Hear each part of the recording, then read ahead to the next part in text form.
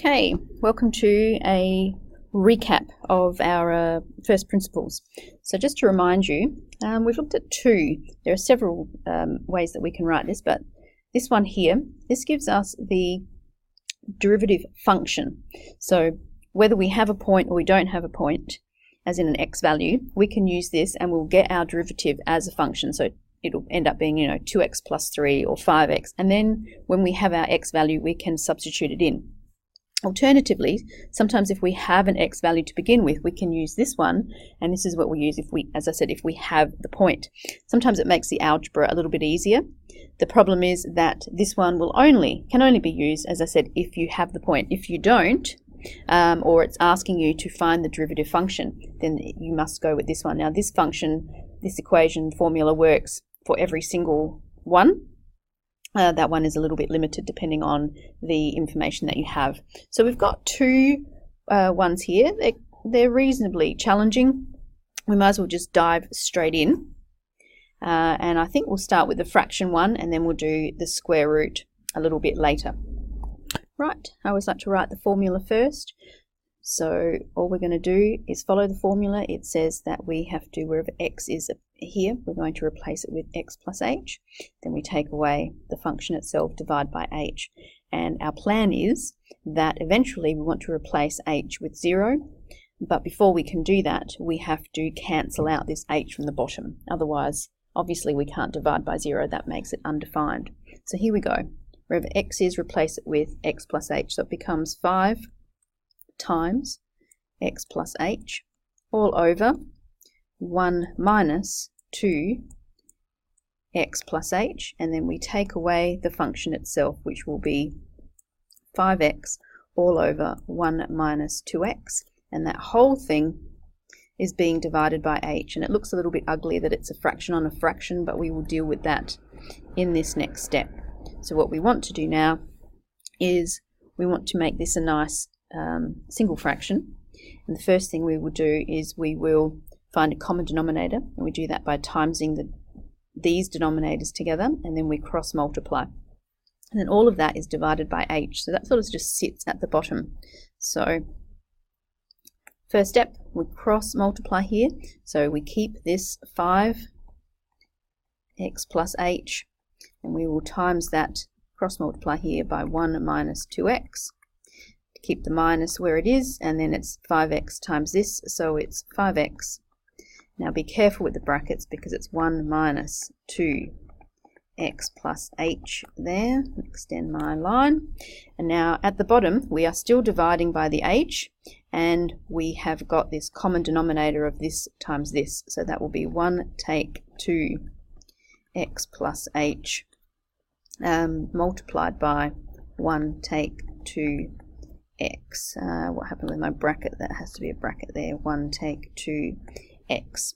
Okay, so the aim of the game is we will not touch the denominator. That is nicely factorized for us. The h is sitting out there, and hopefully what will happen is on the top line, anything that does not have an h will cancel out, and then we will be left with just an h, which we can cross out from the bottom. Your choice as to how you expand this top. I'm going to pull out, see the 5 here, I'm just going to keep that out now as a common factor, and I've got no problem in keeping quite a bit of working going along here. So the 5 here comes out the front, and I'm going to expand this, so x times 1 is x, x times minus 2x is minus 2x squared, h times 1 is h times minus 2x is minus 2xh, minus, now what's going on here, I'm actually going to leave that x out the front there and tidy up what's in the bracket. So 1 take 2x take 2h. Now I know a lot of you try and sort of do that and deal with the minus at the same time, and very often that's where you run amok. So it's all over my same denominator here. You get sick and tired of writing this a bit, but it looks like you're doing heaps of work.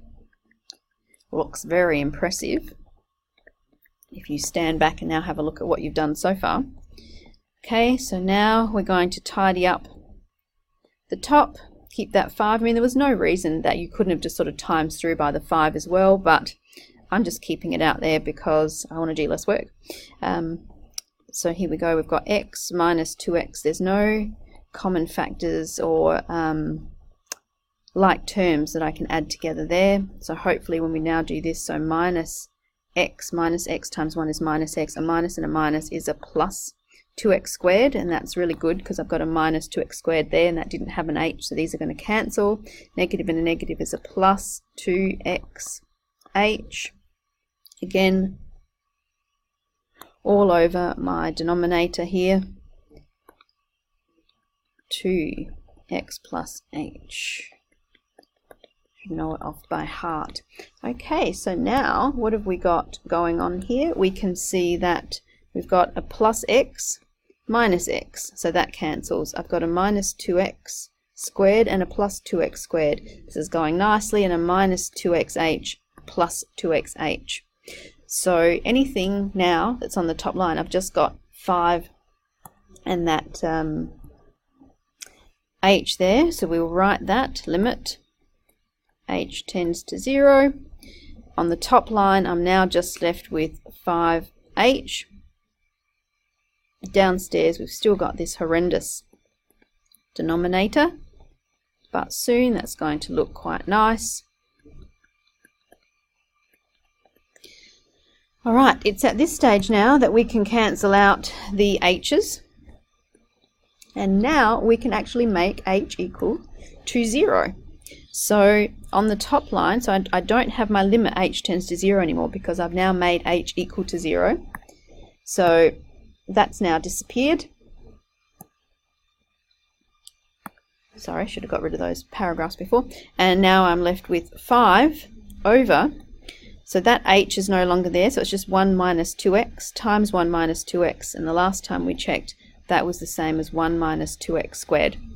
And so that is now my derivative function. In other words, f dashed of x equals 5 over 1 take 2x squared, and you've proved that.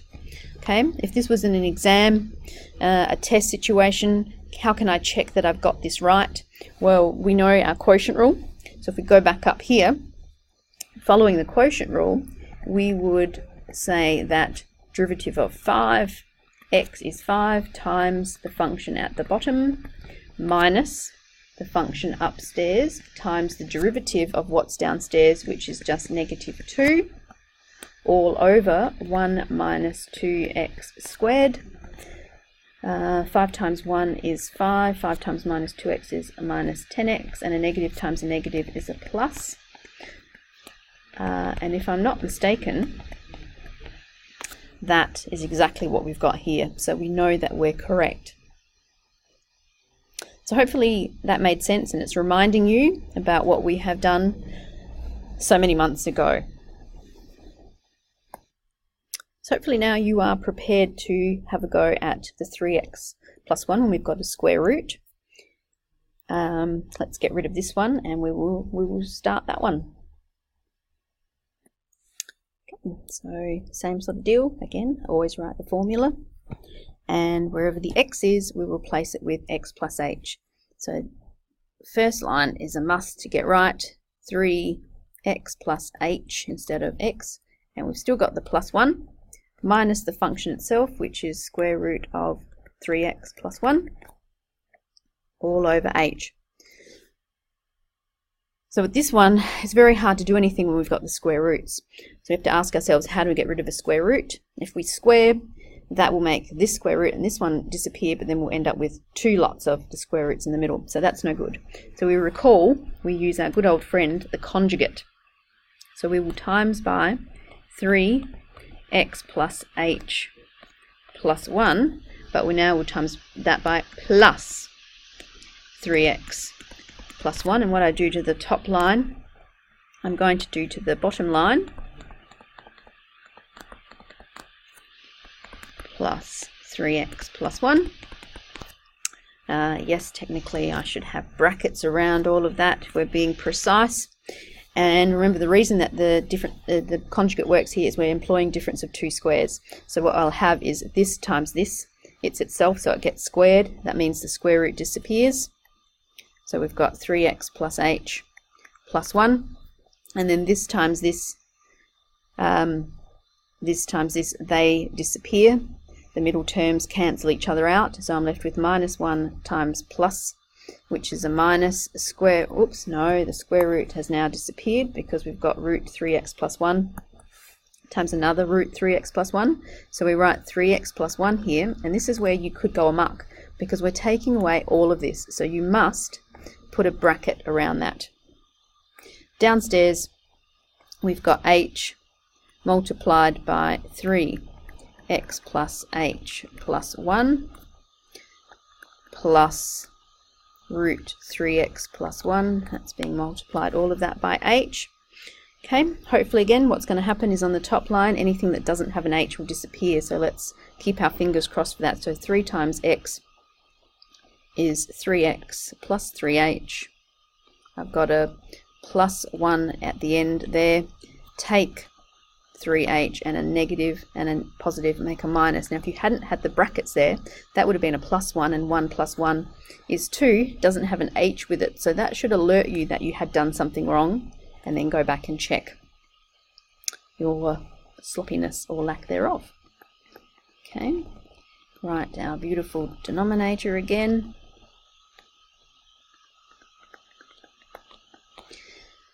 Okay, so we've got the 3x, take 3x disappears, the 1 minus 1 disappears. I'm left with 3h upstairs, which is awesome because now I can cancel out the h from the top and the bottom. Don't know why I've got an extra 1 there. They cancel, they cancel.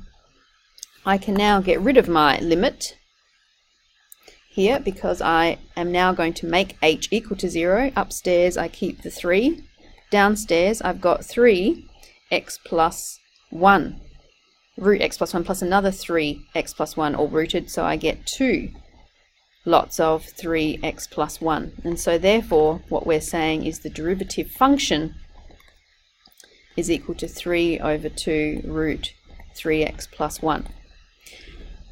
Similarly to the question that we did before, if I want to check that I am correct, I can look at this and differentiate it using my normal skills. So I've got 3x plus 1 to the half, therefore the derivative would be put the half out the front, write the function, take away 1 from the power, so a half take 1 is negative a half, but don't forget to multiply using your chain rule, multiply by the derivative of what's inside the bracket, which is 3. So if I tidy that up, it's 3 over 2 root 3x plus 1, which is what I got here, so I know that I am now correct. So hopefully that helps with a little bit of a recap of some of the trickier first principle questions. Obviously practice is the key, so please go. You could make one up yourself and do it and then check just how I have done, or you can go to your textbook, practice some ones from there and do it. So good luck.